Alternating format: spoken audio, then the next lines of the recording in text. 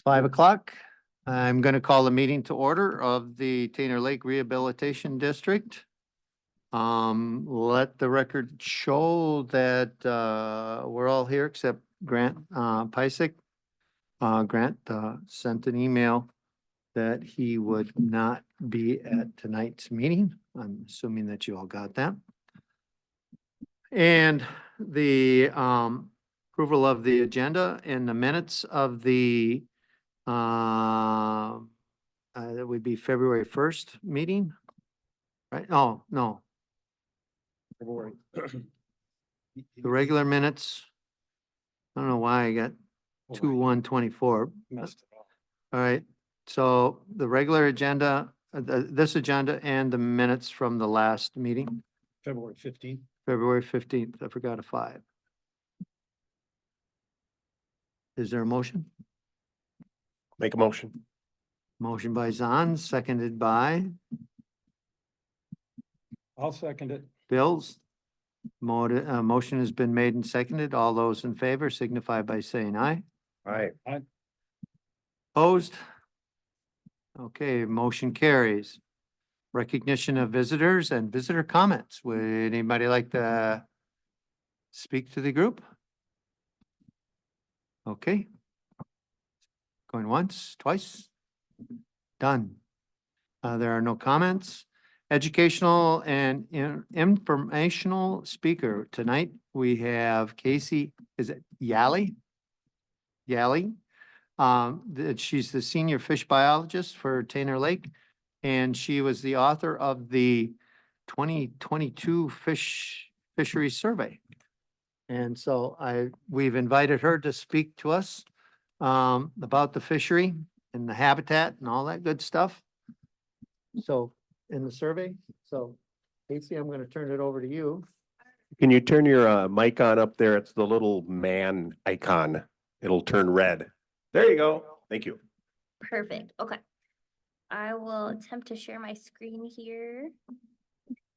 This runner.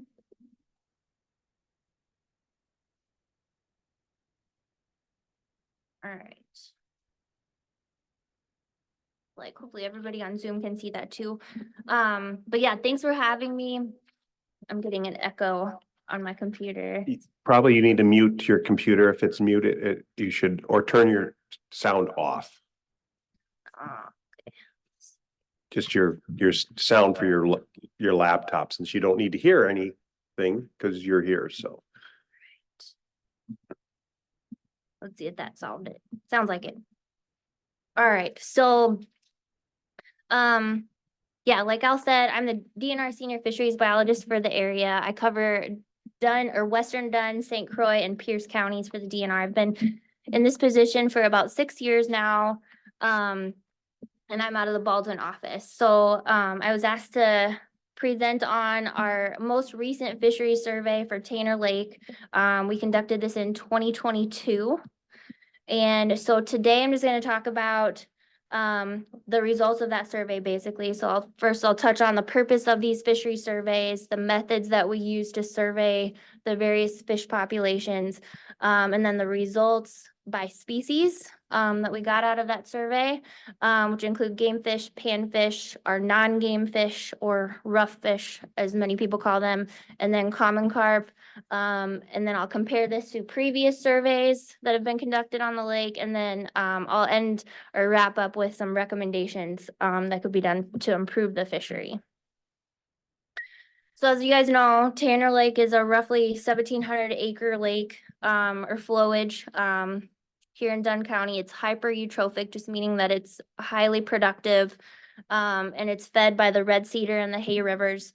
As we all know, there's a major water quality issue due to nutrient loading from upstream sources in the watershed.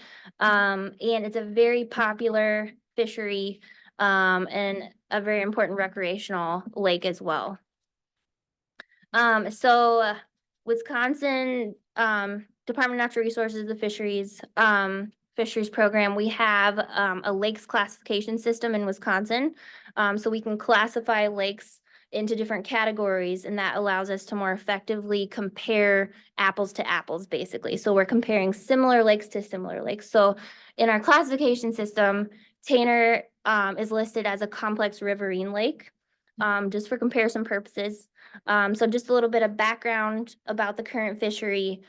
We don't stock any fish in Tainter Lake currently. Everything is sustained by natural reproduction. There's one special regulation on the fishery. It's a 10 panfish bag limit, daily bag limit. The statewide general bag limit is 25. And in the early 2000s, some dam improvements, which switched from the flashboard system to this new bladder system, has really made some improvements in water level fluctuations. And you'll see what I'm going to present here with the fishery. It's really improved the fishery as well. So just wanted to mention that. And then our fisheries surveys. So previously they were on a 10-year rotation. Because we have so many lakes, we obviously can't sample every lake every year, so we put these lakes on rotation. So previously Tainter was on a 10-year rotation. However, in 2021, I upgraded Tainter and Monoman to high-profile lakes, meaning that they get surveyed more often. So now both Tainter and Monoman are on a 5-year rotation for surveys. So our next survey is due 2027. That's gonna get bumped up a year to 2026 because it's in the ceded territory. So we sometimes partner with our treaty, GLFLIC, Great Lakes Indian Fish and Wildlife Commission unit to survey some of these lakes in the ceded territory. And that's how it falls out within their sampling rotation. So it'll be bumped up a year for us. So 2026 is our next survey. So previous surveys on Tainter were in 2012 and 1998. Both of these were comprehensive surveys. The 1998 survey was very comprehensive. It yielded a walleye population estimate. But our 2022 survey, we used fike nets like the one you see in this photo. It's hard to see. You can see the white kind of blob in the water. That's actual net. And then it's got the little floats going to the shore. These are designed to catch walleye and pike. They catch pretty much everything, but they really target walleye and pike. So we set these nets in Tainter after ice out, immediately after ice out. We also use electrofishing gear in the Red Cedar River to try to get a handle on abundance of adult walleye within the system. The majority of walleye in Tainter Lake run up the Red Cedar or the Hay River to spawn. So we conducted electrofishing run from Colfax to Russian Slough during the spawn. That's just one little section that they spawn in, but we can compare that to previous surveys. So from these, we get catch rates, which is giving us estimates of relative abundance. It's not total abundance because we're not estimating the population, but we're getting catch rates. So like number of fish per mile, number of fish per hour, and those are just used to compare. Size structure, we can also estimate recruitment, growth, and mortality, which are just basic like population demographics, which I'll get into later. And we also did electrofishing on 12 miles of the shoreline to target bass and panfish after water temps warmed up to 55 degrees. And then another round of electrofishing for 10 miles of the shoreline in the fall to target juvenile walleye. So each species, to target them, you target them at different water temps, different times of the year with different gears to effectively survey them. So that's why we have all of this whole gamut of gears and time periods to survey the fishery. So like I mentioned, the purpose of these surveys is to evaluate the current status and health of the fishery. We get data on abundance, size structure, growth, etc. And the data we collect will inform management decisions that I can make, whether it be regulation changes, stocking, or habitat improvements. So I'm just going to jump right into the results just for interest of time. I've got quite a bit to share. If anybody has any questions that's here, feel free to jump in, raise your hand, whatever, or I can answer them at the end too. But I'm going to talk about our game fish species first. So walleye, I'll start out with, we captured just over 1,700 walleye throughout the surveys. Average length of walleye was 16.5 inches of adult fish, which is really good. It had really good size structure. That's in the 95th percentile for similar those complex riverine lakes. So really good size structure. We caught fish up to 27 inches in length. And we measure size structure using what's called PSD, or proportional size distribution, which is just like you're comparing the number of fish in a certain category. It's basically a ratio. So 63, you generally want to see PSD between 40 and 70. That indicates a balanced population. We've had 63, you're on the high end, which is really good. Anything over that, that just means you have a lot of really large individuals in the system and you're not seeing smaller individuals come up. So you kind of want the balance. This is just a length distribution of the fish that we caught. Length is on the x-axis, the y-axis has the number of fish. So per inch group, you can see most of the fish fell out in like the 13 to 17 inch range, but you've got fish all the way up to 27 inches. So in general, those are your males. The 14 to 16, 17 inches, and then these are your females. Females are generally larger. Males usually don't make it to that size. They just stop growing at a certain point. So walleye, moving on to recruitment of walleye. So I mentioned we do the fall electrofishing runs just for juvenile walleye. The top graph here shows the results of that. So we don't survey the lake every fall, but you can see we had 2022, 2020, or 2018, and then all the way back to 1989. So we've got catch rates of young of year walleye, which just means juvenile fish. So we survey them in the fall. These fish are usually between 4 and 7 inches in length. So we know that they were hatched that prior spring. So these are only age 0 fish. So the orange line represents 20 fish per mile, which is just a threshold.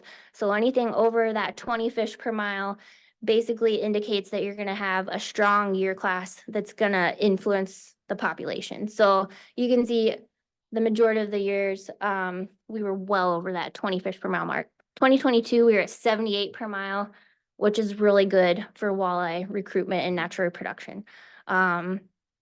Moving on to mortality of walleye. So we can estimate natural mortality. We aged walleye. So we'll take an aging structure off of a subsample of walleye, take that back to the lab, put it in our microscope, and you can basically age that structure like rings on a tree. So you can count how old each walleye is.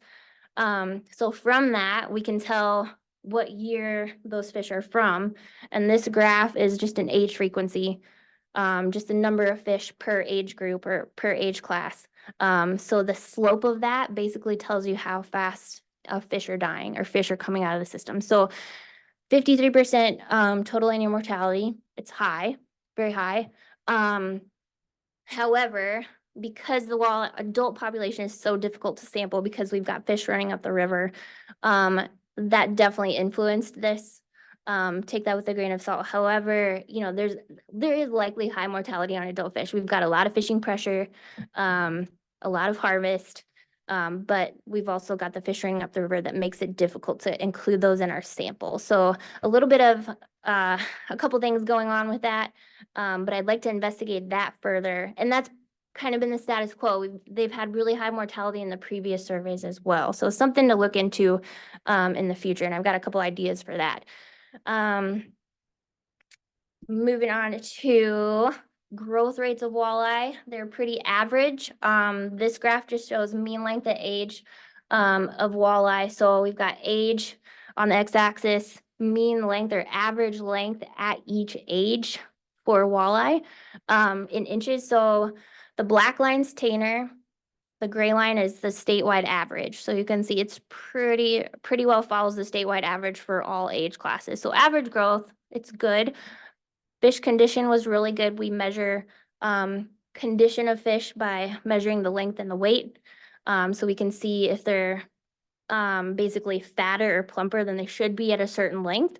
It was good at 91. We want a value of around 100 is really good. Anything lower than that, you're getting pretty skinny fish.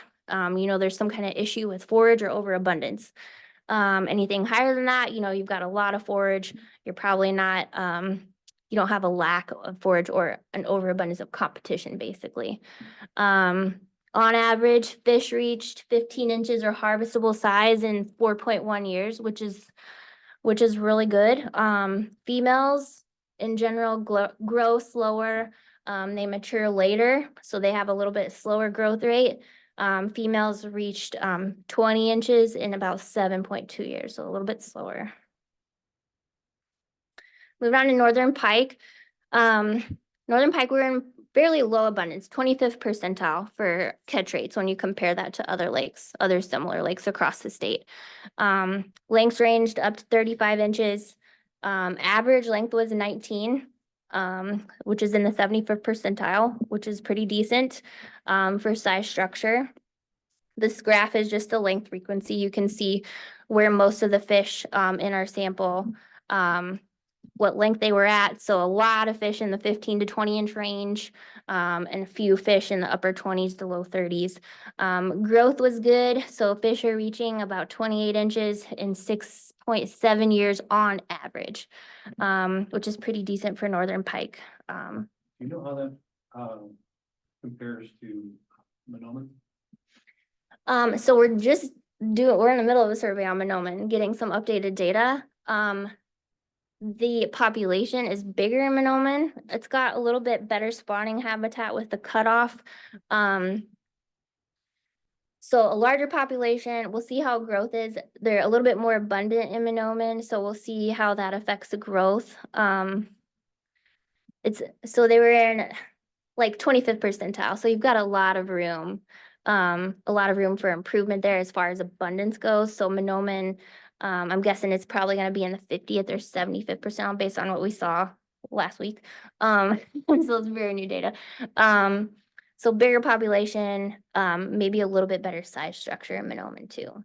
So yeah, and I'll get into why I think that is in a second here. But muskie, so we only got a total of 3 muskie in Tainter during this survey. They were all juvenile fish. Adults are in low abundance. They're present throughout Tainter, low densities. I have had a lot of interest in stocking muskie in Tainter from several anglers. I actually have an individual looking into working with Muskies Inc. To try to get our hands on the correct strain of muskie to stock and where to get those from and stuff like that. So that's a potential.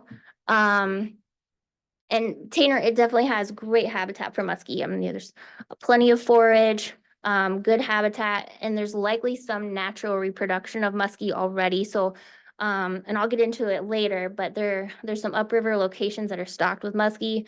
Some of those are probably filtering down, but we do think based on our surveys, we aged some of these fish. And so at least one of those was the result of natural reproduction. So a little bit of both going on here. And then talking about bass, smallmouth bass were very abundant. They were in the 95th percentile for catch rates. So a lot of smallmouth bass out there. It's a great habitat. They had a really good size structure. We got fish up to 19 inches. Good growth rates. Fish were reaching a harvestable size of that 14 inches, which is the regulation, in about 4 years. And low mortality of bass, which is common. Pretty much the majority of bass anglers are catch and release. There's not a lot of harvest going on. Largemouth bass, similar deal, but lower in abundance. They're moderate densities. The habitat's just more suitable to smallmouth, which is why we see lower densities of largemouth. We've got the riverine environment. We don't have a lot of aquatic vegetation. We've got more rocky, gravelly shorelines that smallmouth really key into versus the largemouth. But largemouth bass had a really good size structure too. They were reaching 14 inches in about 5 years. And then this is just our length distribution of smallmouth bass. A lot of fish in the 11 to 14, 15 inch range, and then all the way up to 19. You can see the 6 and 7, 8 inch fish. Those are just younger year classes that are making their way through. Moving on to panfish. So bluegill were in moderate densities. They had excellent size structure. It was like the 95th percentile for mean length. So mean length in Tainter Lake was 6.5 inches, which is really good. You don't see that everywhere. Monoman's the same way.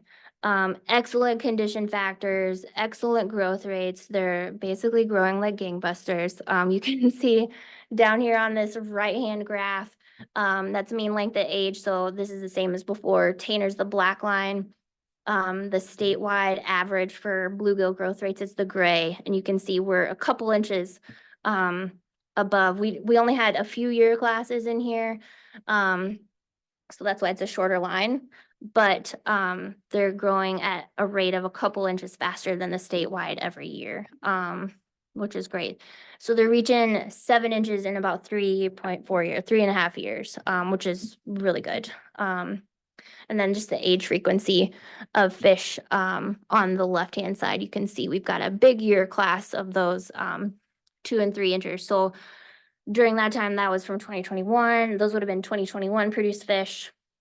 So we're definitely seeing those now, you know, in the system as adults.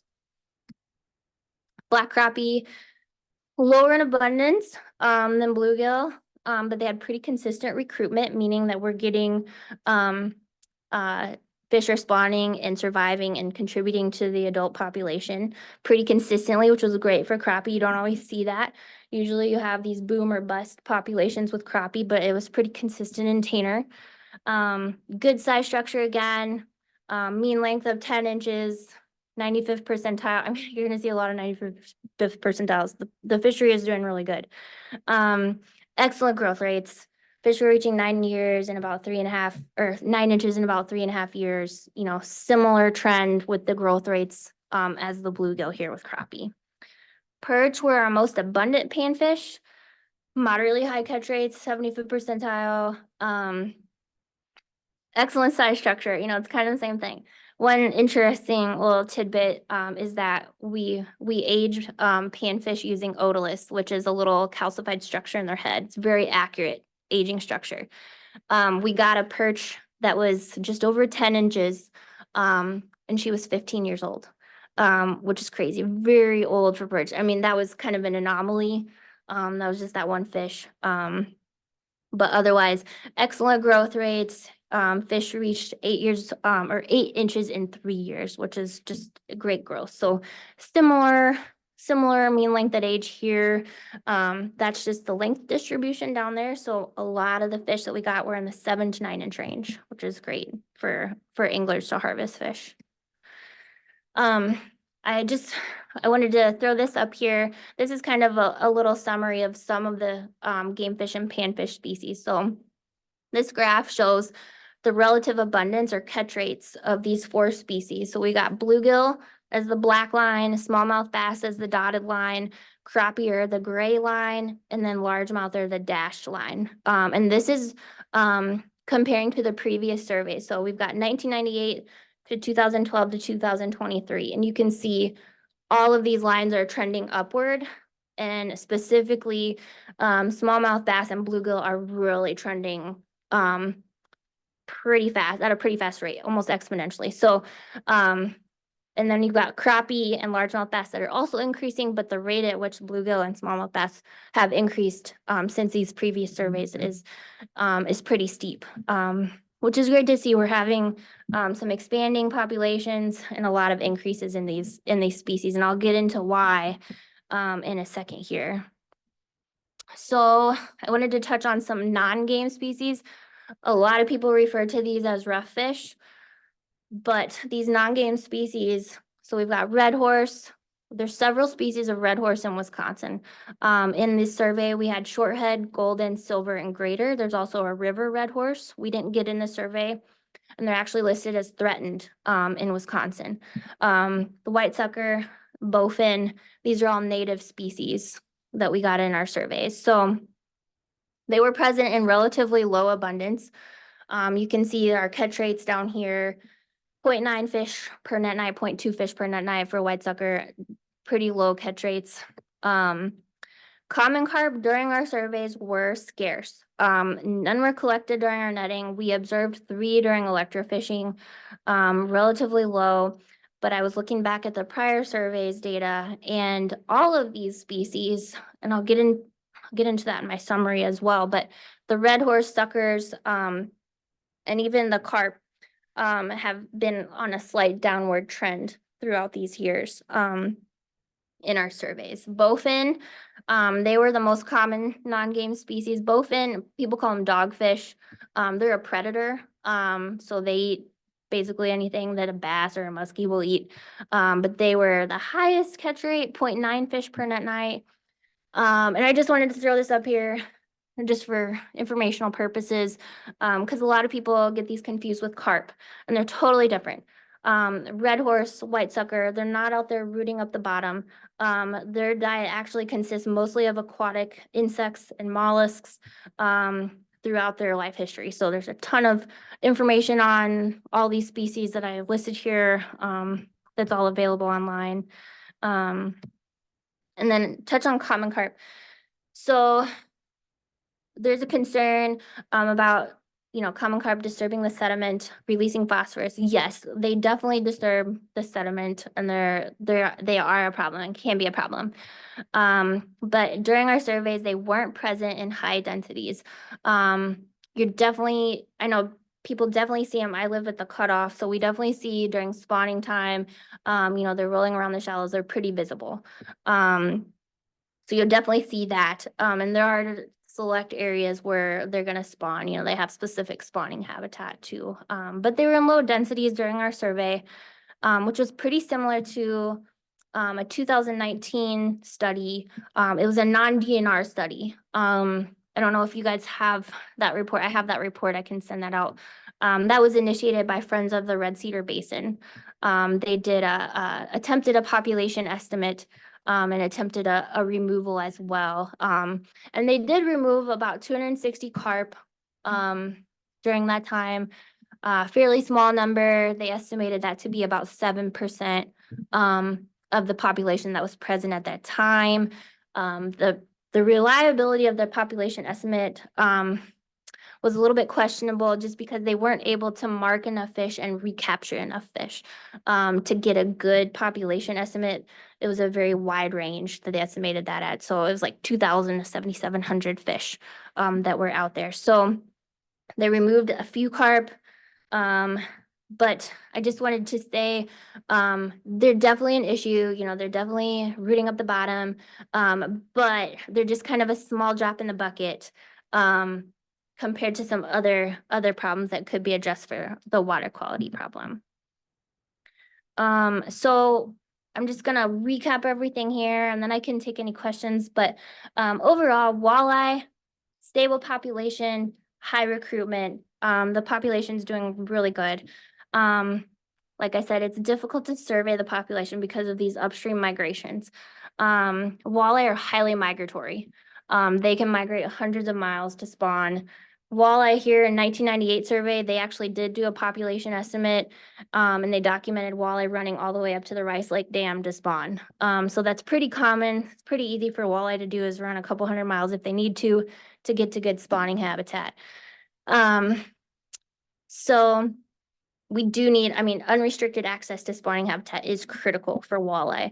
I was just talking earlier, just before the meeting started, walleye are declining in a lot of our lakes, across the upper Great Lakes states. Probably due to climate change in part, but there's a lot of things going on, but we're seeing a lot of pretty drastic declines in lake walleye.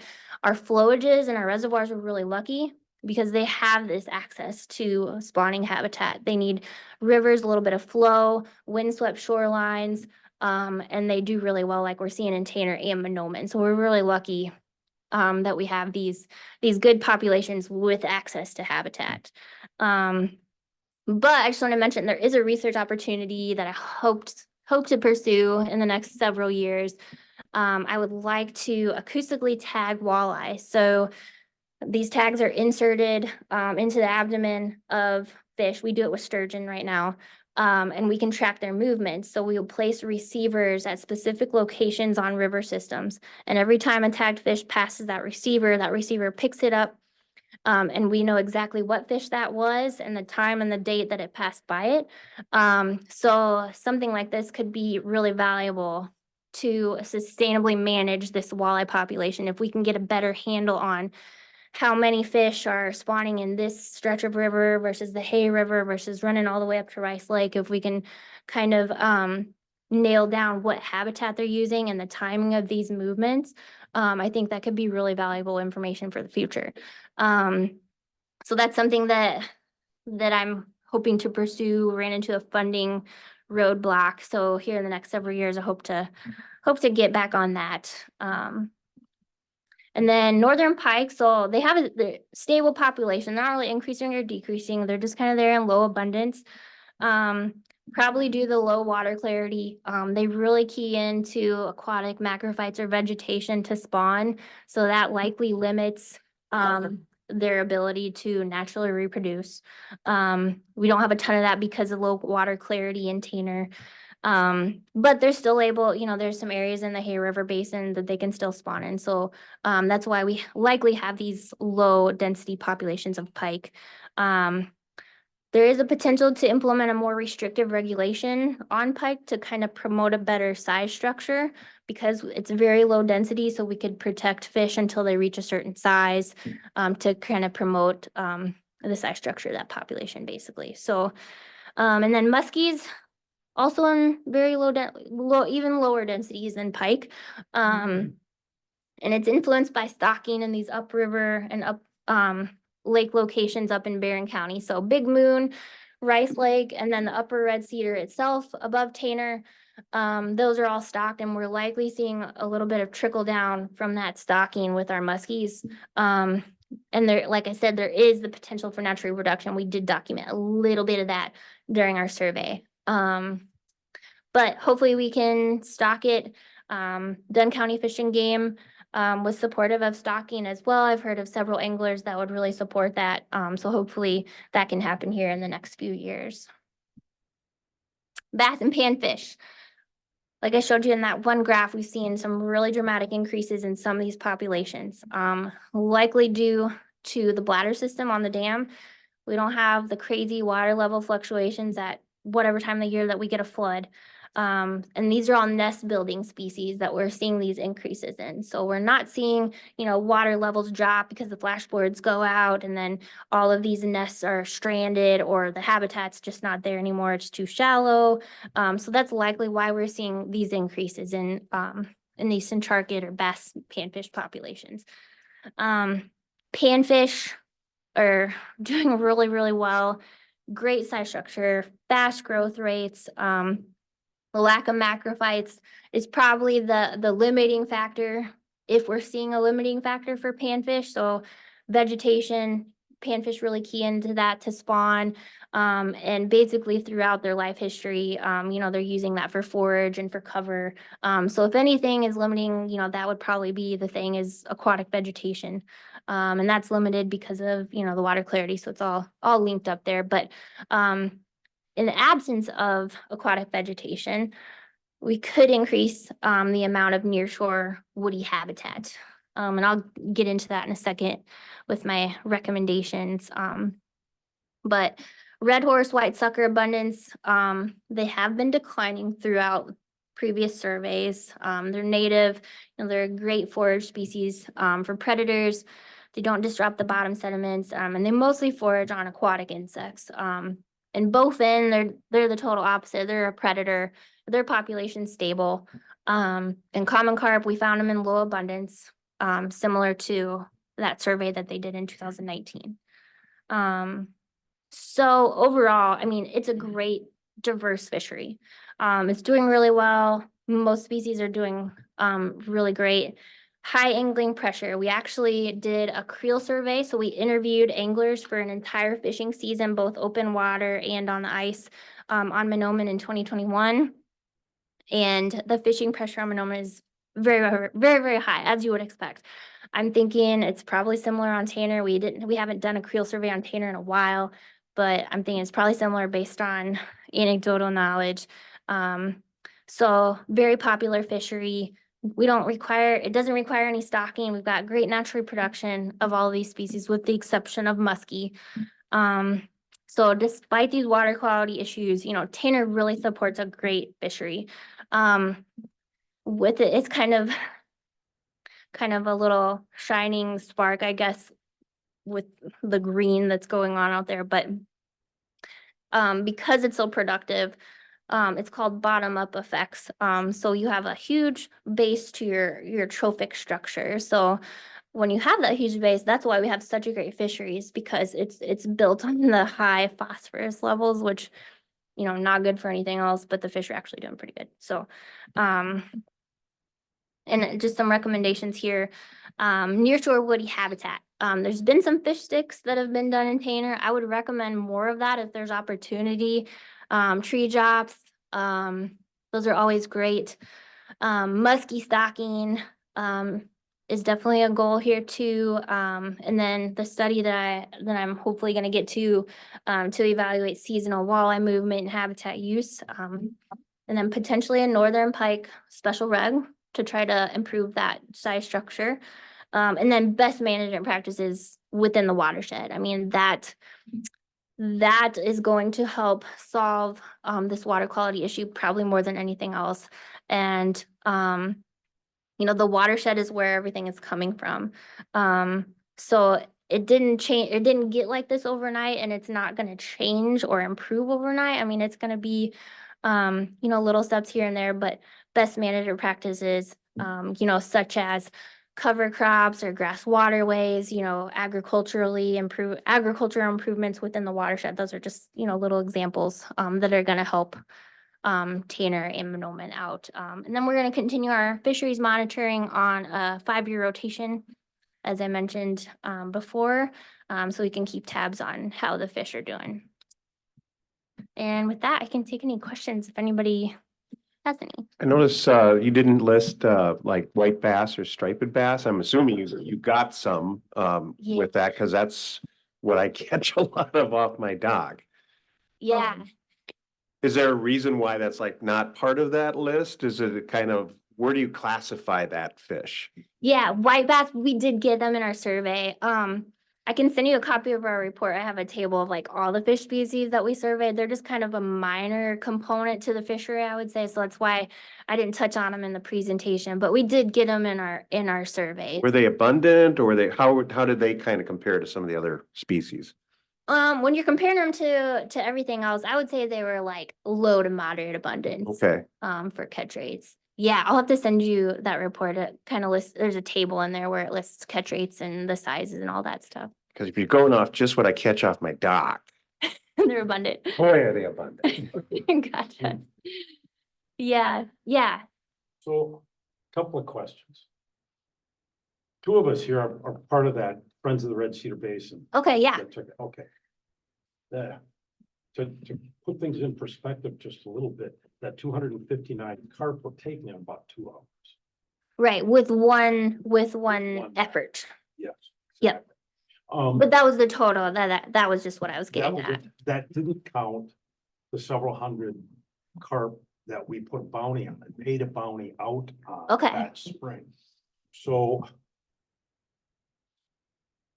anecdotally, you know, a lot of us here that have lived on the lake a long, long time, Mm-hmm. all talked about the number of carp in the lake.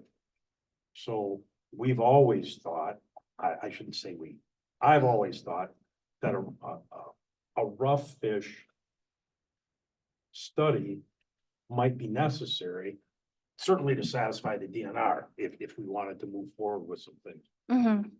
Do you think a rough fish survey is needed is going to be required before we start to move forward with cleanup projects? So what would the cleanup projects, like, what would that it would be dependent on like what you would propose, Well, I guess. What we have always been told is that the rough fish in general, I say that, do harm the bottom, they do destroy cover, Common carp can, habitat. yes. etc. And if there were an overabundance of those, we would want to remove them so we could get vegetation to grow, so we would have habitat for game fish. Things like that. Mm-hmm.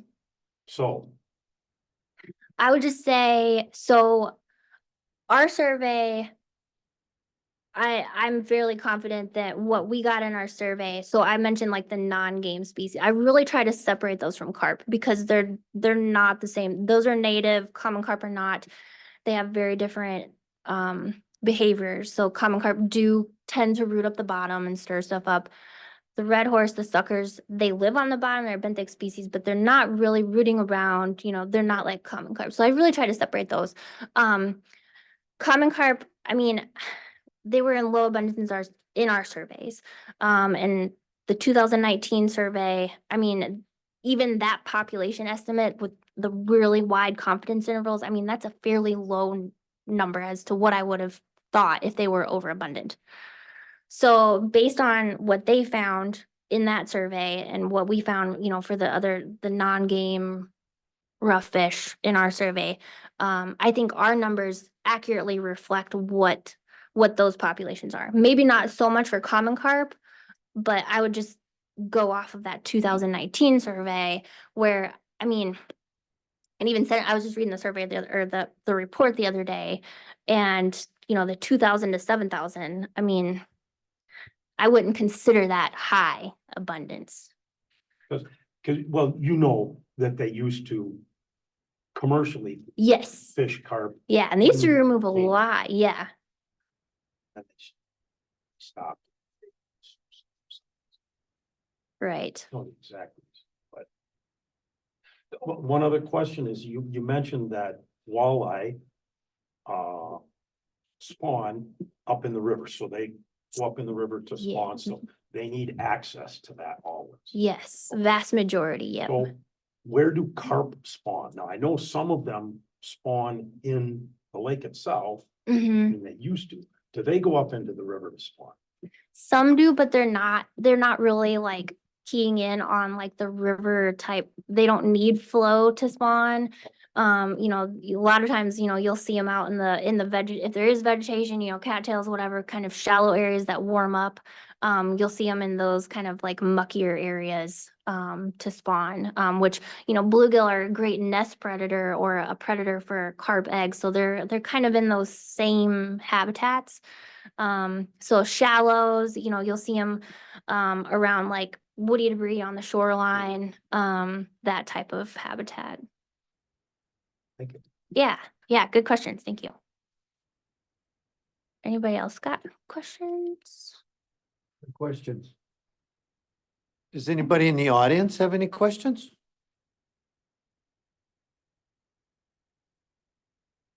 Pretty quiet group. All right. Well, and if anybody thinks of anything, my email address, phone number, feel free to contact me. We have water quality staff, lakes and rivers staff, that can answer any questions too. And if I can't answer them or it's about something other than the fishery, I can definitely get you in contact with that person. So Thank you. yeah, thanks you. for having me. Thank you. All right, we're back.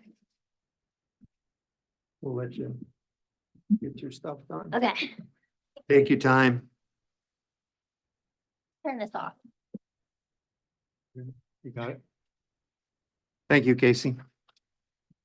And if anybody has any questions, let me know and I'll get a hold of Casey, or you can contact Casey directly yourself.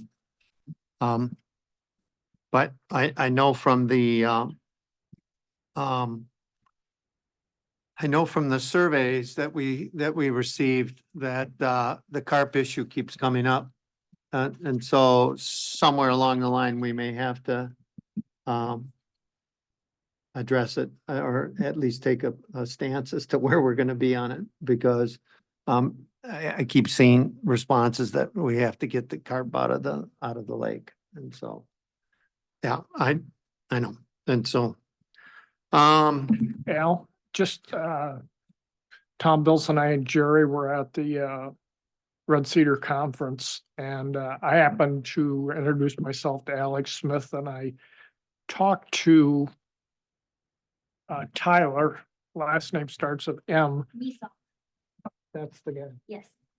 And, he's the aquatic plant biologist.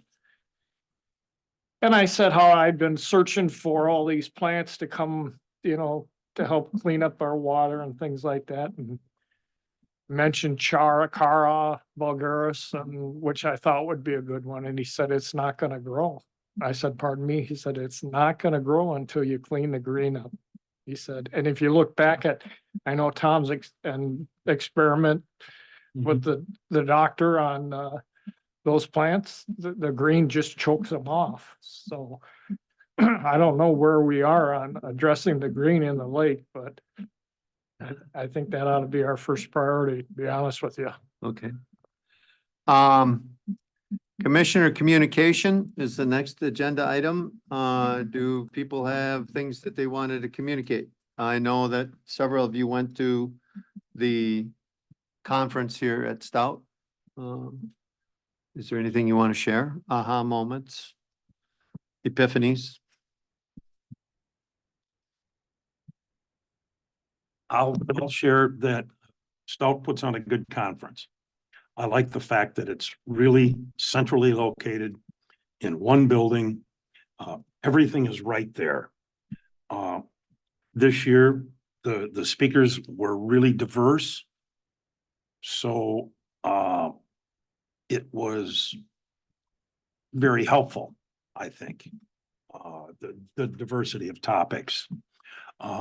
Last year, I think they spent way too much time on global warming. And that's just a personal observation. And this year was far less of it. And I think some of the information was received better because of it. But 2 thumbs up for the conference. Jerry?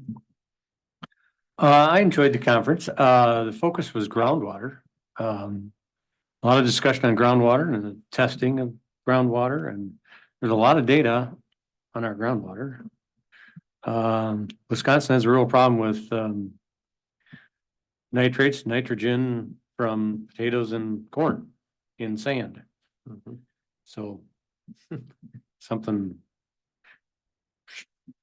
would be good if that changed, but I don't think it will. But the interesting maps as to how our water rivers and lakes are created by groundwater. They said that trout streams are indicative of high groundwater places. So where you have trout streams, it's typically from groundwater. And there's quite a few in this area and to the south of here and far in the east and kind of far in the west. So it was interesting to see where the trout streams are and where the groundwater's high and that sort of thing. But a lot of data, a lot of good data-driven stuff around groundwater. The tourism discussion was interesting. The director of the office of, what was it, Tom? The Did I bring the outdoor recreation, like the director of outdoor recreation. And tourism is a sub piece of that. And they really focus on water and they're really pushing water and they're very well aware of if this region had clearer water, they would have more recreation and tourism. So, but it was good. The thing I liked best probably was the discussion on culverts. And a lot of that probably impacts the runoff into the Red Cedar and the Hay River here. And then affects Tainter's water quality because it's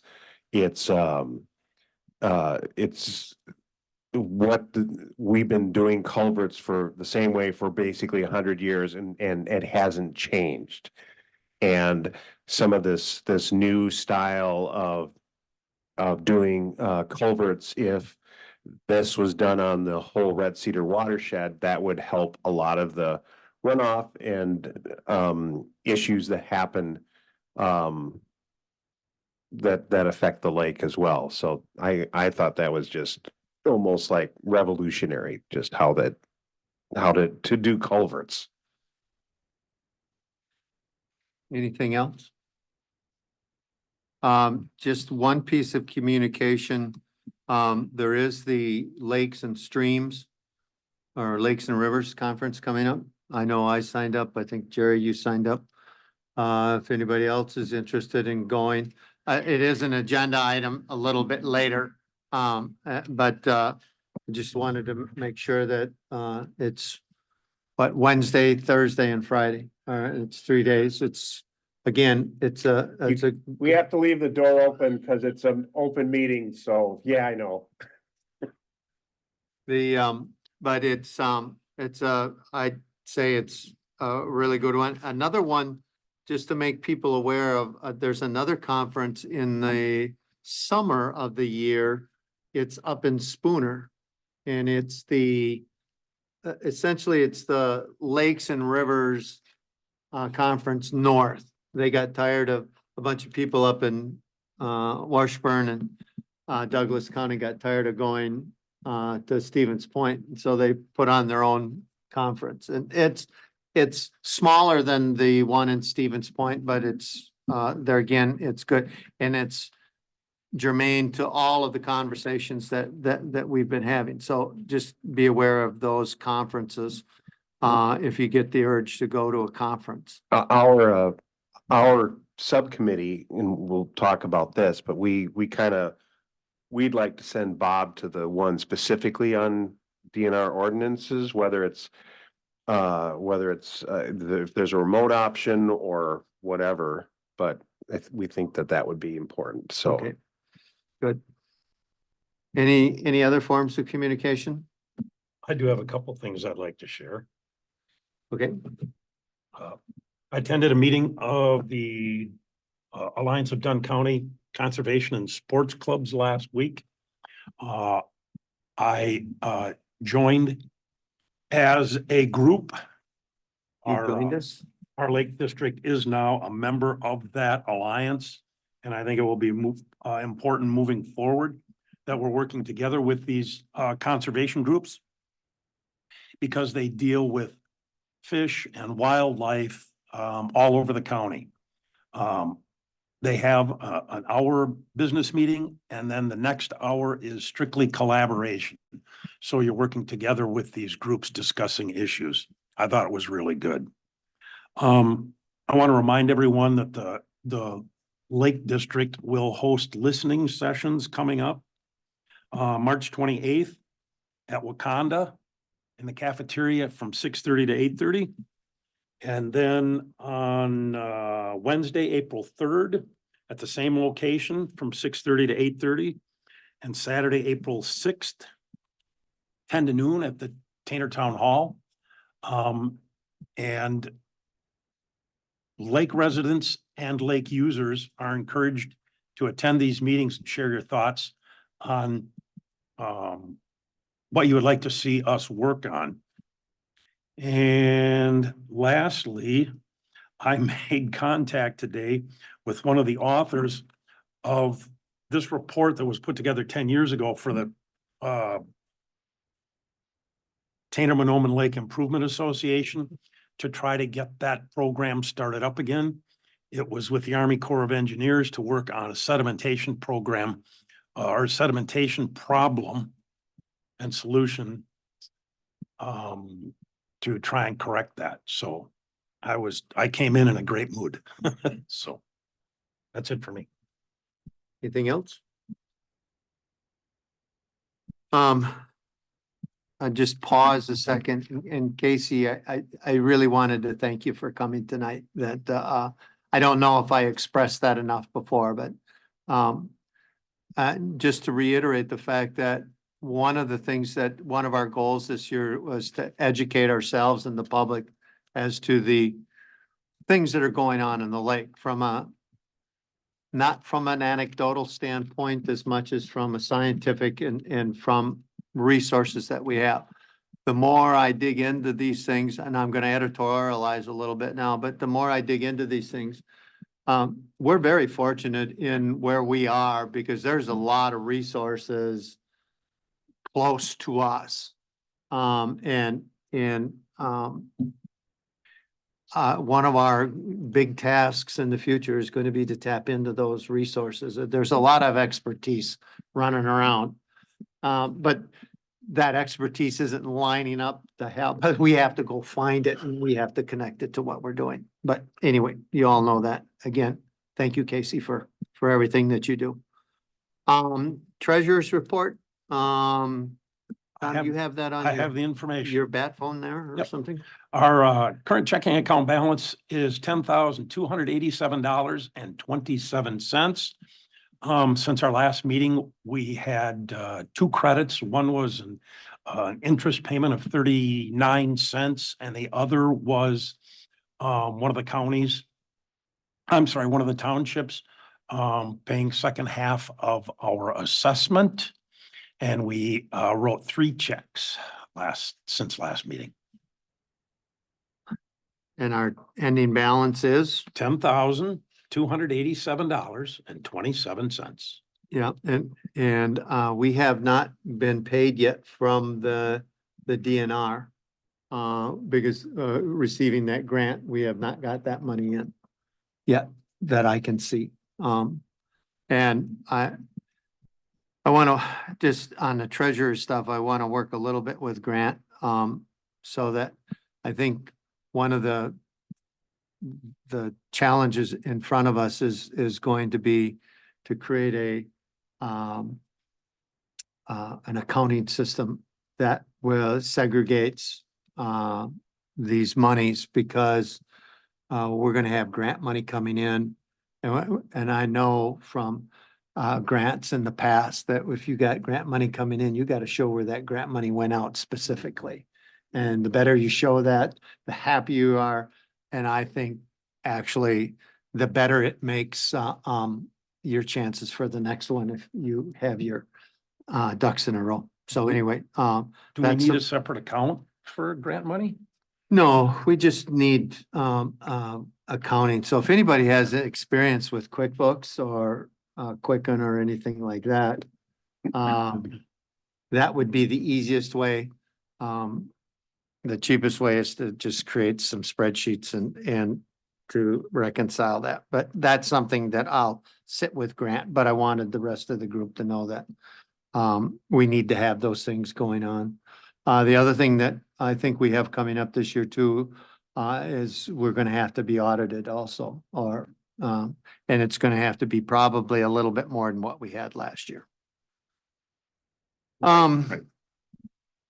Okay, would, somebody make a motion to accept the treasurer's report? Okay, there's been a motion by TAC, second by Pete. Quiet Pete tonight. A motion was made and seconded. All those in favor signify by saying aye. Aye. Okay, motion carries, or opposed? Motion carries.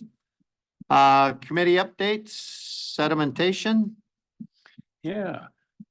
Of course, I shot off my mouth here and said most of what I needed to say for sedimentation here just a couple minutes ago. So you've already heard it, but the one thing that I did not report on was an excellent presentation that Dr. Keith Gilland gave to our sedimentation committee on Monday night. And Dr. Gilland from Stout is experienced with all types of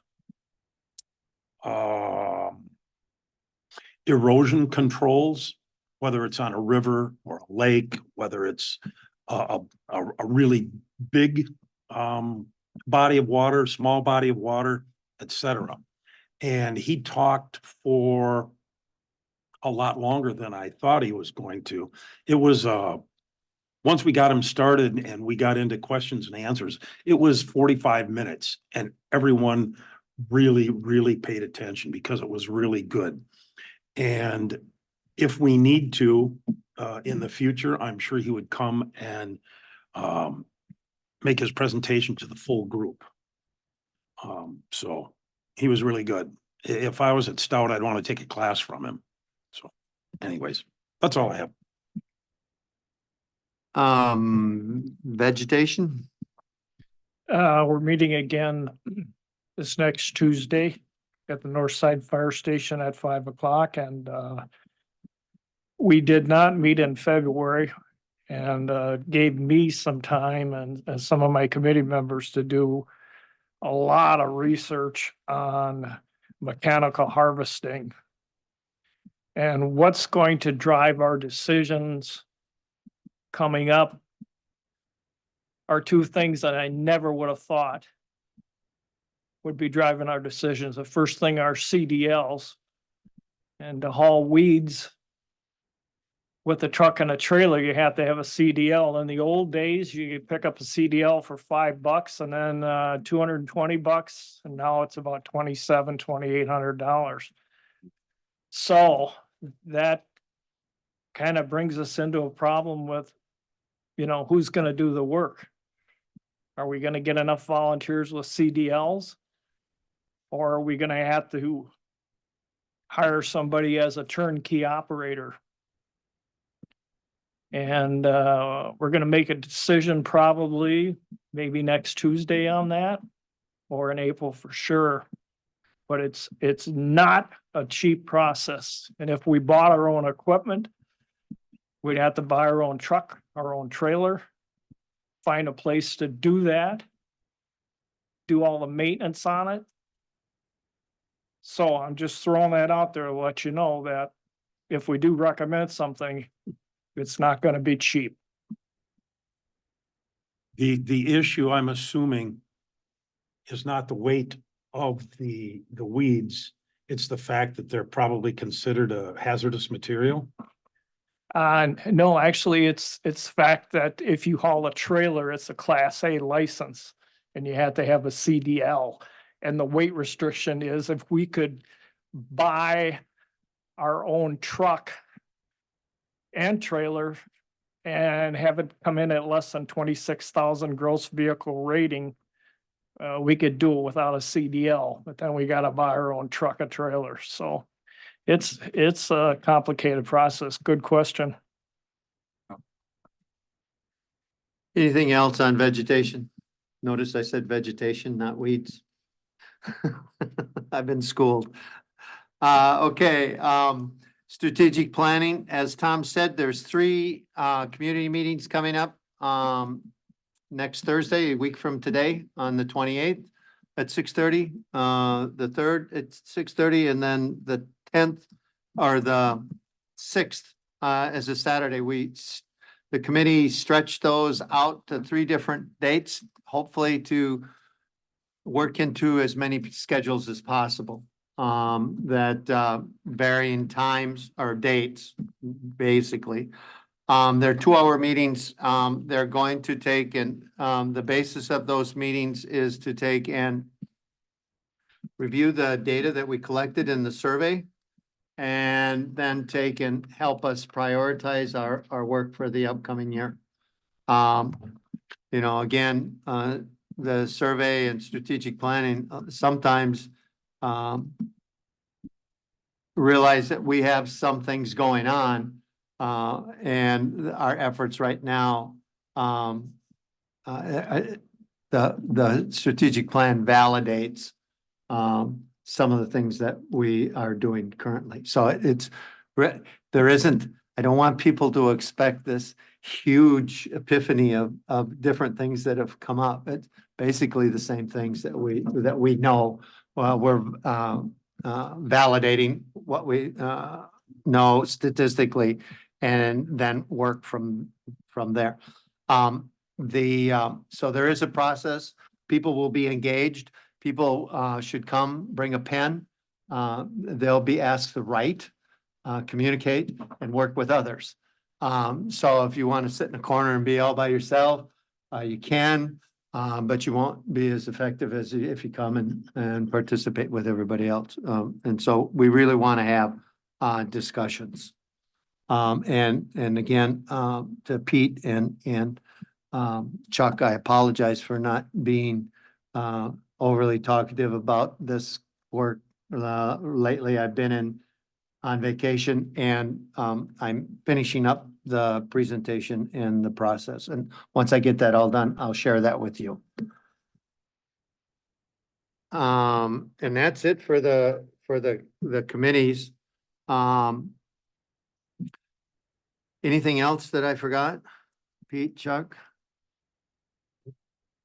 Okay, on to the no wake committee recommendation. Our first committee has come forward with a recommendation. Mr. Dunn. We have, I gave everybody a copy of this. You got this a while ago, but I thought it might be helpful to have it on paper as well. We've had several meetings on this. We've had some very lively discussions. We've had, especially in the very first meeting, some real active public participation. And then as our meetings have kind of come along, people have not attended because they kind of already have made their points clear and felt that we were being real straightforward and honest with things. So essentially, just as a matter of, I guess, historic recap, I mean, there is an existing no wake ordinance that is through the town of Tainter that required the towns of Red Cedar and Menominee to basically sign off on this ordinance. It has the town is not really interested in basically being on the hook for that ordinance. The organization that was tasked with the buoys no longer exists. So part of what we've discussed is that what this district was created to do was improve the quality of Tainter Lake, and that includes the safety of Tainter Lake is improving the quality. And so with kind of having an ordinance that is not that has some deficiencies with the town, our committee has kind of voted to has recommended that the Lake District craft our own no wake zone ordinance.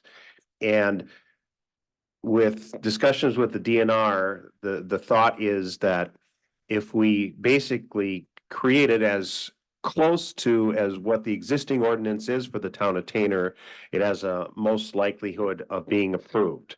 Now, we've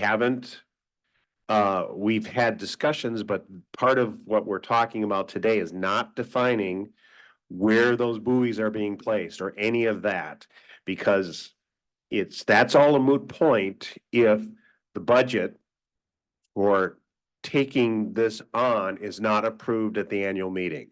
So our kind of our list of priorities are to we recommend that we take on the ordinance. It would involve basically creating our own and then having a budget for that initial process, and then there would be an annual budget for the maintenance and such of the buoys. So how we kind of spelled it out, again, create the ordinance based on as close as possible to the existing town of Tainter ordinance. No final locations for the no wake zone or anything would be moved or anything like that until we've had feedback. We would have a public meeting or two about that with Lake District residents, kind of like we're having with the meetings that we're talking about for the other committee. If this board approves our recommendation for the ordinance, then we would then recommend that an initial budget to cover the purchase of 6 new buoys and hardware, the required signage, because we would want to replace the signage that is currently at the boat landings. There'll be some legal costs with this, insurance and some other startup costs. And we would want that budget then presented at this year's annual meeting. And put up for a vote. Lake residents can decide if the budget's approved, then we're approving that ordinance. Now, if we would have that at the annual meeting, basically that trigger, kind of like we had with expanding the Board of Commissioners. If that initial budget is approved, then there would be the annual appropriations for the ongoing maintenance. And so right now that is done by our well-capable volunteer Bob. And that's not fair to Bob to be the one that's hoisting and pulling out all those buoys and storing them and all of that stuff. So we would do that properly by having a contractor who would place the buoys every year, take them out at the end of the season, clean them, repair them, and store them. And that would be part of, that would be the ongoing annual appropriation that would be required for that. So Pete did a great job of kind of laying out like a proposed timeline. At this meeting, there would be the decision. With that, we would have kind of a draft ordinance that we would post for a notice of hearing. Then we would have an open hearing to discuss potential locations and that type of thing. We would also submit the a 2025 budget for this to the Board of Commissioners. Then if that budget is approved to go to the annual meeting, we would modify the ordinance based on feedback and adjust the budget also based on the open hearing, because some of the numbers could change. Let's say that the end of the no-wake zone south of Jake's goes a little further down the channel. That may require an additional buoy. Or let's say Bob looks at the buoys and one of them is so beat up we can't really use it anymore. So that may adjust as well. So we would have that we would modify that based on that hearing. Then during the annual meeting, we would seek that budget approval.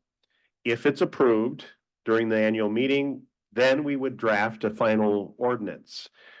We would seek resolutions from the towns of Tainter and Menominee. We would enact an ordinance by the Board of Commissioners. At that point, there'd be a 60-day review by the DNR. In early of 2025, we would hire a contractor, purchase equipment, design signage, place signage in April of 2025, train enforcement volunteers. So there will be an enforcement mechanism for this, and then the buoys would be installed sometime in May. This is a proposed timeline. This isn't set or anything like that, but this is how it is thought out at this particular point in time. Now, our budget would be based on purchasing all of these buoys outright. There have been a number of businesses and individuals who have said, I want to buy a buoy.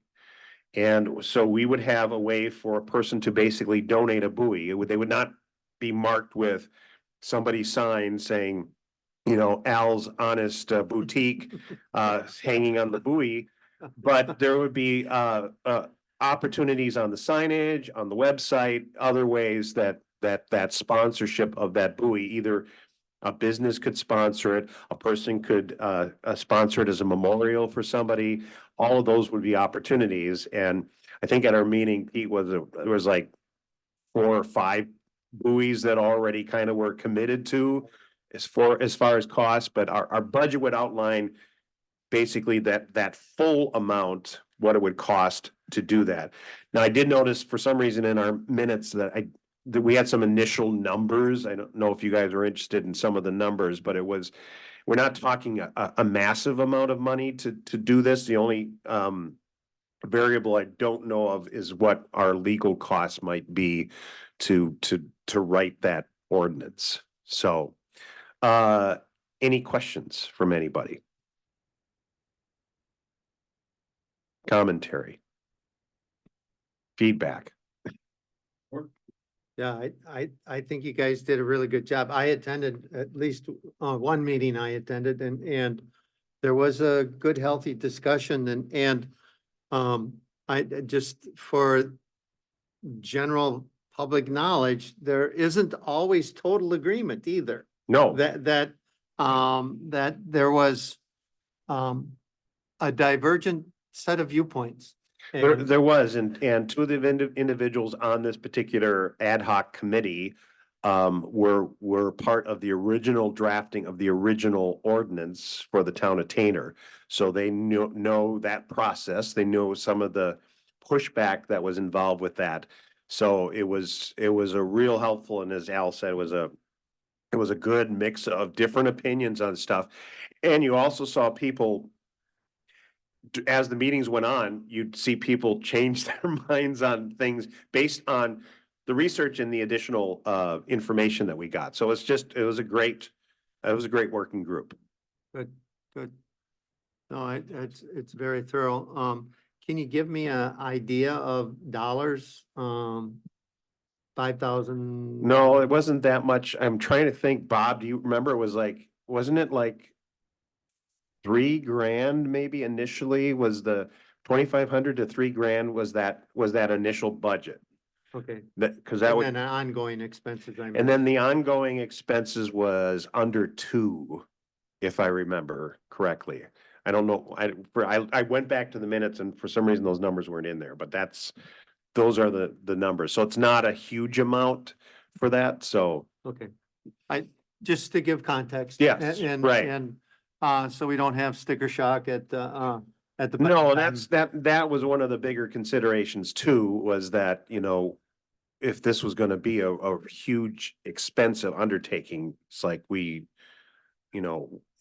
I don't think we were necessarily interested in that. This is not huge, and it really, to have a lake district and for there to be a no wake ordinance that is not part of the lake district doesn't really make a whole lot of sense, because it just fits into what is the purpose of, a part of the purpose of this district.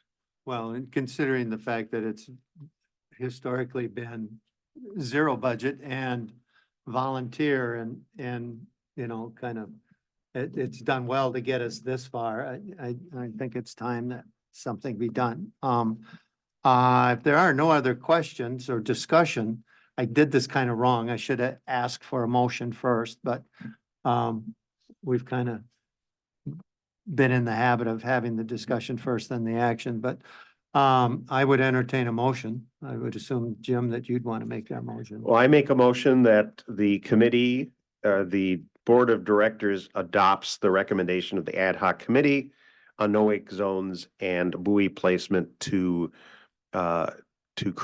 draft our own no wake zone ordinance based on the existing town of Tainter ordinance, And based on the outline that and you. based on the outline that's that you been presented submitted. us. Is there a second? One second. Okay, Jerry, seconds it. There's been a motion and a, second. All those in favor signify by saying aye. Aye. Opposed? Motion carries. Good job. And thank your, committee members for us and those of, And I don't know if it needs to be part of this. This is an ad hoc committee, so basically the mission of that committee sort of ended as far as that, but this is an ongoing thing. So I don't know if we need to change this into a regular standing committee of the board, or if that needs to be an action item on the agenda for the next meeting, or how we work that. Can I make a suggestion? Yes. What I would say is you fulfilled your mission. And, I think you can coast now. I don't want to disband it, per se, in case, something else comes up that you need to meet. Well, yeah, if you look at the timeline on this, we actually have a lot of things that we need to, Right, and part of the mission or the thing that was added to this committee was the boat landings, Right. which is going to be an ongoing thing, yeah, so. let's get this done first. Right. And then, and I think that, what I would suggest then is that this committee, we get through, this gets us through the annual meeting, with the budget, and you kind of shepherd that budget through the process. when we have our reorganizational meeting after the annual meeting, then I would say that we may at that time want to make this kind of a permanent committee, if that makes sense. Mhm. And we can take a look at it a little more thoroughly. We may want to expand it, like you said, you've kind of collected the boat landing things. We may want to figure out just how that is and make it a standing committee. Does that make sense? Mhm. And that, okay, Who made the second on that motion? I do. Jerry. Thanks, Jerry. Okay, discussion of legislative priorities. There really isn't a whole lot to talk about this, other than the fact that, Tom did that alliance. Did they have legislative issues? None that they detailed that evening, but they made it known that that's part of their agenda. Okay, So, on purpose? yeah, their purpose in having the group. So, And I would say that I know we're all busy, but if there's somebody on the board that is queued into other associations, I'd be curious to see what the Dunn County Sportsman's Club and or Rod and Gun and some of those, what they have and maybe here when we get some of this other stuff cleaned up, we can start to reach out to some of those organizations and look at what they're doing. I guess I'm going on the fact that I think we ought to connect to other conservation organizations to create political priorities that not only are ours, but that we can kind of coalesce with other groups. It's a numbers thing. I mean, if you go to your legislator and you got 7 people, that's one thing. If you represent, 1,000, that's a whole nother thing. So if I may, Al, I think the easiest way for us to get in touch with those other groups and find out what they're doing is to attend these meetings. They're good. They're held at the Dunn County Fish and Game. And there was about 10 of us there at last week's meeting, and it was just pretty much one representative from each. And it wasn't planned that way. That's just who showed up. But you can get a really good grasp on what these other groups are doing just by talking to them at this meeting. and those are representative groups from other groups, right? Correct. Okay, well, and maybe, I'd like to go to that meeting, but, maybe the, next one, if I can't make it, and you do, you could ask them specifically what everybody's, and maybe collect some agendas, some political priorities. Because sooner or later, from a sophistication standpoint, we're gonna have to start reaching out to legislators and especially if we start getting into some of these bigger projects, we're gonna have to go hat in hand. Yep. And so let's start with some relationships anyway. I added the work plan to the, excuse me, was there anything else on legislative priorities? It's really kind of my deal anyway, so review and discussion of the work plan. Notice I updated some things. We're cooking through that.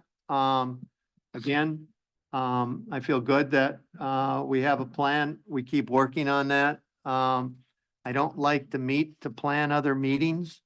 And so, I think tonight's recommendation from the No Wake Zone and Buoy Placement Committee is typical of some of the work that we've gotten done.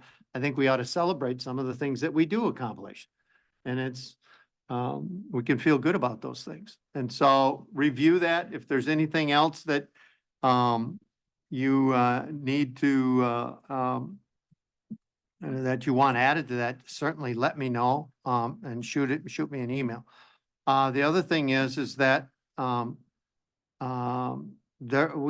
for a small group, and just being a year in place, we've actually got a lot of balls in the air. And so, I'm very cognizant, of our work.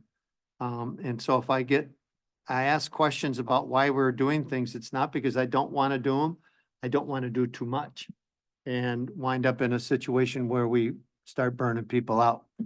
And there is a sustainability to, organizations that you have to, be made aware of or be cognizant of. Anything else on the plan of work?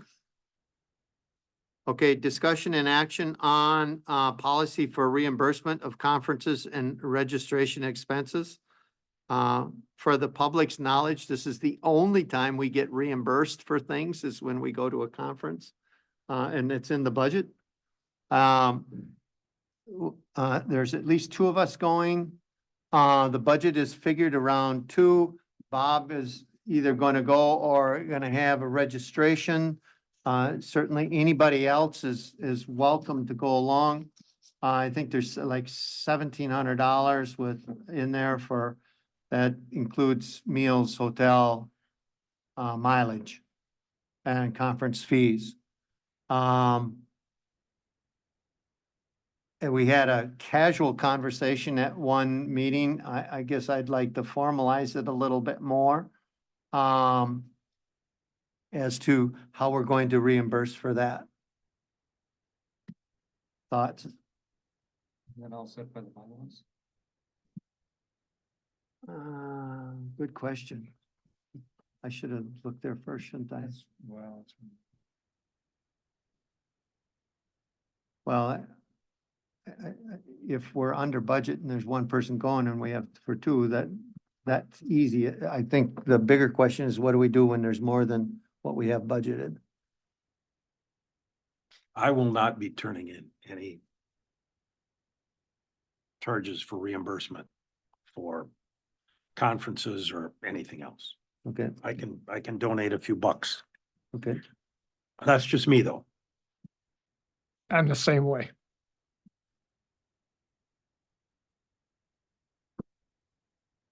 I mean, if I go, I don't need it unless, I don't know how much that conference costs to attend. I think it's about 270. Mhm. And it's in Stevens Point. So, I'm not that big a donator.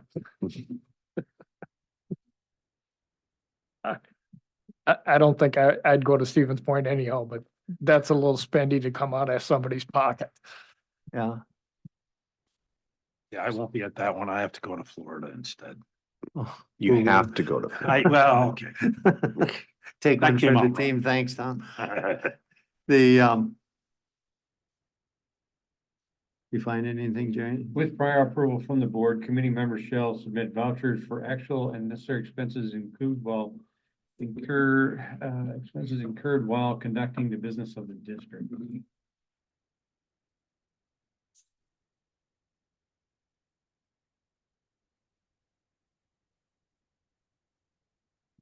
So,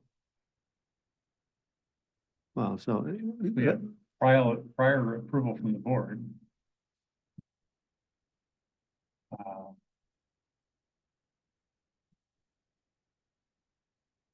You get reimbursement for the event. Okay, well, I guess then, how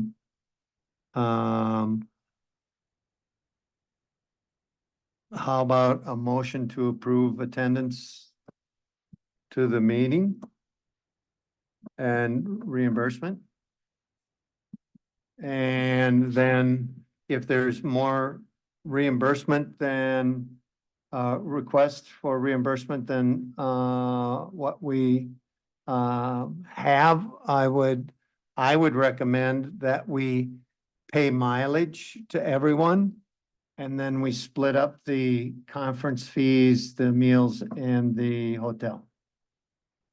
And just divide it up. Does that make sense? What do you mean by Well, let's say there's three of us that want to go. Okay, and so, I think mileage there and back is kind of a constant, you know? And so, and besides that, to figure out mileage and who gets paid mileage and who doesn't or whatever, I would just say, take the $1,700 and then pay everybody their mileage there and back or whatever.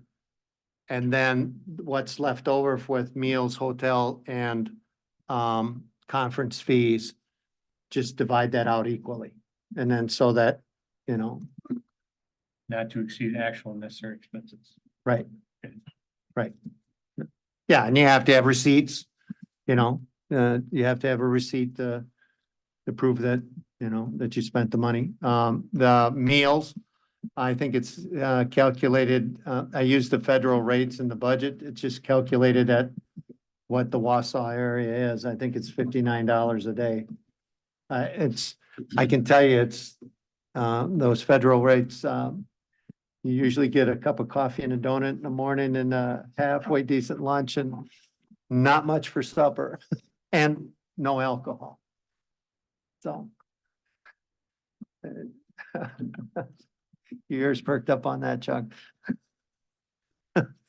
Does that sound fair? We'll be as fair as we possibly can. So could we have approval to attend that? I'll And be make a motion that we reimbursed? approve the breakdown of expenses to be divvied up between mileage first and then conference fees, hotel, other expenses, and as fits into that budget, the the amount that was already approved and budgeted at the annual meeting last August, Not to exceed. not to exceed. Do I have a second? Second. Okay, a motion's been made and second, on, if I can rephrase this, to approve attendance at the, Lakes and Rivers, conference, and not to exceed the budgeted amount. All those in favor signify by saying aye. Aye. Opposed? Okay, motion carries. Identification of potential upcoming speakers. I put down in my notes, Dr. Gillen. Is it Gilland? Gilland, Gilland, A-N-D. Dr. Keith Gilland. Gilland.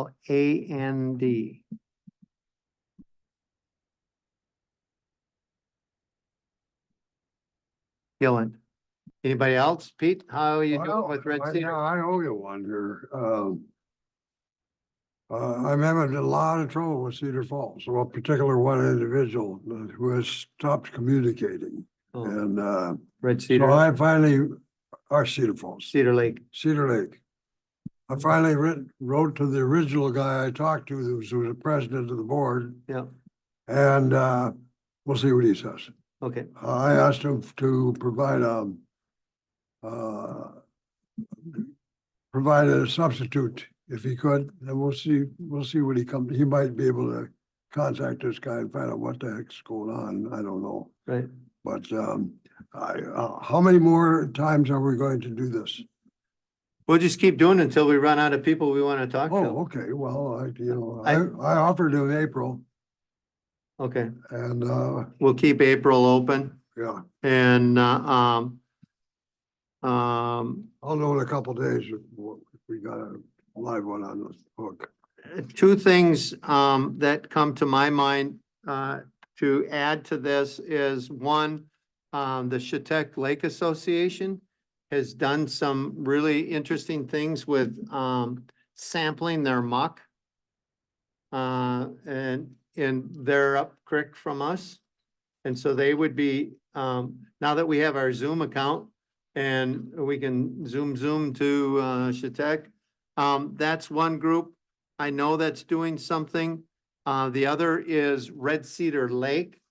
They were doing some, studies up there on, they have a high phosphorus up there and they have no agriculture. Right, And they have lakes or they have, forests And so that's the headwaters of our water. So, it would, and the other thing is that I've surmised this from being in meetings with them. They're a pretty sophisticated group. So we might want to tap into kind of what they're doing and make those connections. Those are two that I also thought of, making a connection with.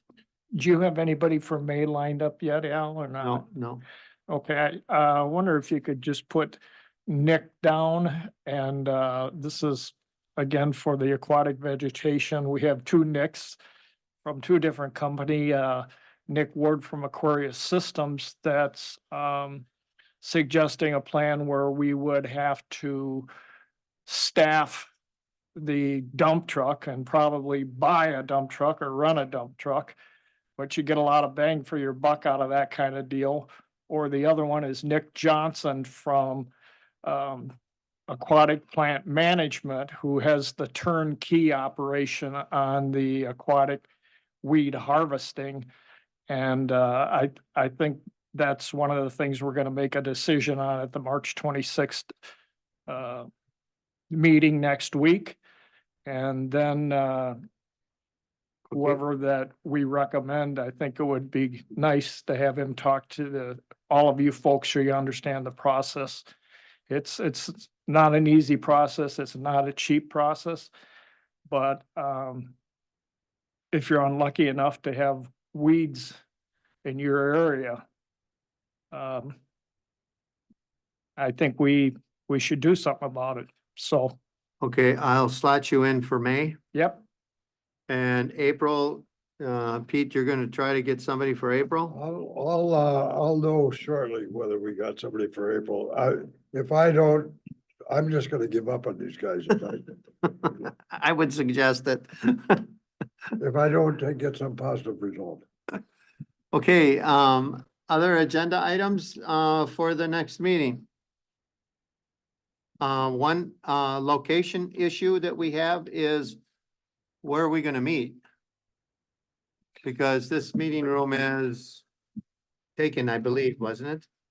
When I was in the broadband task force meeting here 4 hours ago in this room and booked this room for the next broadband task force, which is, we're having it the same day every time that this meeting is, so I'm just stay here all day.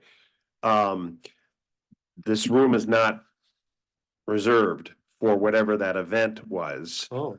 So I need to figure out if that is indeed still happening. Okay. So the other matter would be too, is I don't know what happens if I am voted off the county board and I don't have access to the stuff. So you guys would be on your own. I also don't know how it works with my appointment to the board or this commission at that point. So I have to figure some of that stuff out or just hope the election goes well. Or all of the above. Mhm. Okay, let's just put down in my notes to be determined where the meeting is gonna be and check on that, Jim, if you would, please. Yeah, because like I said, I just found out about it today, so. Okay, good. I've had some thoughts because I've given this, a lot of thought. So there are no issues to put on there, just the regular updates. I have no other words of wisdom, so I will entertain a motion to adjourn. Make a motion. Motion and second by Jerry, motion by, Jim. We are adjourned. Next board meeting